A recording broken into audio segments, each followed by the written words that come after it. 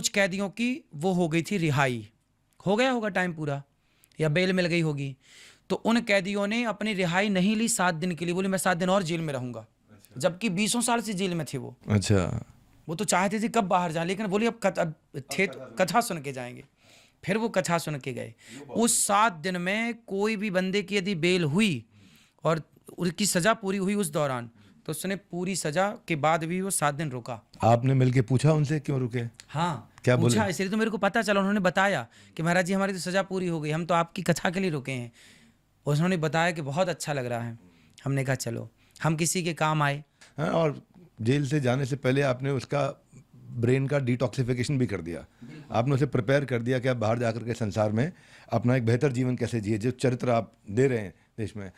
वैसे हाँ, एक मेरे को बच्चे का भी याद आया बात, वो जेल के बाद की बात है। कहीं आप कहीं कथा में थे तो आपने बोला कि गांधी जी कहते थे कि भाई बच्चे आपको कोई एक थप्पड़ मारे तो आप दूसरा गाल आगे कर दो। अब 2 अक्टूबर आ रही है।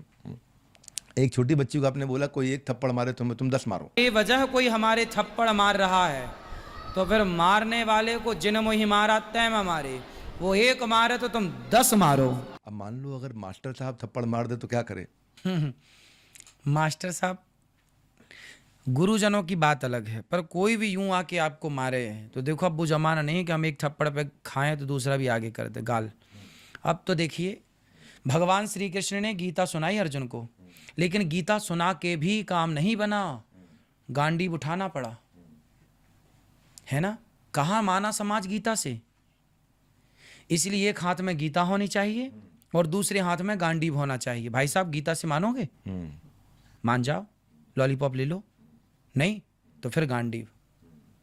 आज समाज में जरूरी है, वरना आप देख लो कि बांग्लादेश में क्या हुआ।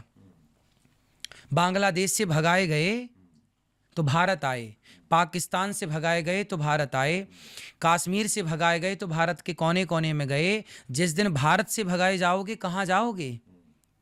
इसलिए तब के लिए गीता समझने वाले लोग नहीं हैं वो।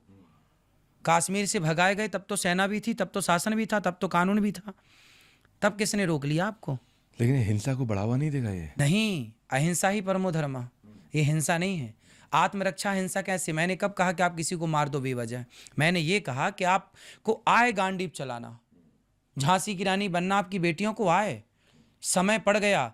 भाई हमारी माँ को सांप मारना नहीं आता, लेकिन उसके बच्चे की तरफ यदि सांप बढ़ रहा है तो माँ क्या करेगी?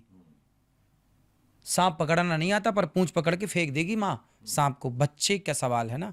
तो इस तरह की जो बातचीत है आपकी कथा में, आप कथा कितना % होती है और इस तरह की बातचीत कितना % होती है? ये सब कथा का ही तो विषय, महाभारत ही तो बोल रहा हूं मैं आपको। गीता की तो बात की, भगवान श्री कृष्ण ने सुदर्शन उठाया कि नहीं?